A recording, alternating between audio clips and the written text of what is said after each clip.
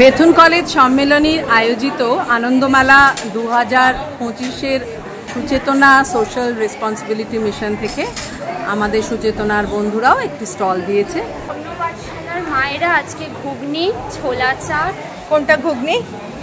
এই যে এখানে আছে ঘুগনি, আর এদিকে আছে ছোলা চাট আর ঝালমুড়ি। আচ্ছা, হ্যাঁ, এই আজকে মায়েরা হচ্ছে ঘুগনি নিজেরা সবাই বাড়ি থেকে বানিয়ে এনেছে, ছোলা চাট ঝালমুড়ি সবাই এখানে বিক্রি করতে। বাহ, খুব ভালো লাগলো দেখে। মিঠু আমাদের অন্য পাঠশালার একজন শিক্ষিকা, প্রেয়শ্রী আমাদের অন্য পাঠশালার ছাত্রী, প্লাস প্রেয়শ্রী আমাদের একটা স্কলারশিপ পায়। আচ্ছা, আর প্রেয়শ্রীর মা জলি, উনিও এই পুরো কাজের মধ্যে এদের সাথে যুক্ত। আচ্ছা, আর আমাদের প্রিয় দিদি কর্ণধার সৌমিতাদি, অর্পিতাদি সবাই চেনে তোমাদের, আর শুক্লাদি।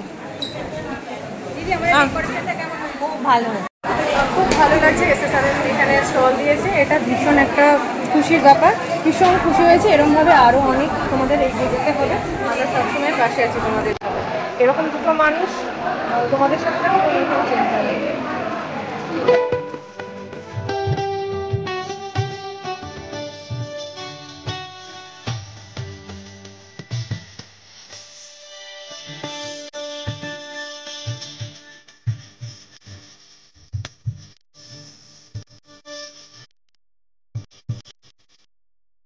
জীবন সোশ্যাল ওয়েলফেয়ার অর্গানাইজেশনের একটি শাখা সুচেতনা সোশ্যাল রেসপন্সিবিলিটি মিশন। আজ আমরা এসছি বেথুন কলেজের আনন্দমেলায়, এসছি সুচেতনার দুজন মাকে আমাদের সঙ্গে নিয়ে, মিঠু ঘোষপাড়ুই আর জলি রায়।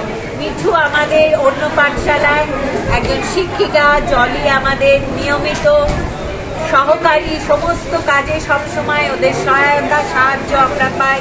ওদের জন্য অনেক ভালোবাসার অভিনন্দন। আজকে ওরা এই আনন্দযোগী ঝালমুড়ি আর ঘুগনি ওরা বানিয়েছিল এবং সারাদিন ধরে অনেক বিক্রি হয়েছে। সবাই খুব আনন্দের সঙ্গে ওদের রান্নার প্রশংসা করেছে, ওরাও অনেক আনন্দ পেয়েছে। আমার দিদিরা না থাকলে আমরা তো এই জিনিসটা জানতেই পারতাম না জীবনে কোনোদিন।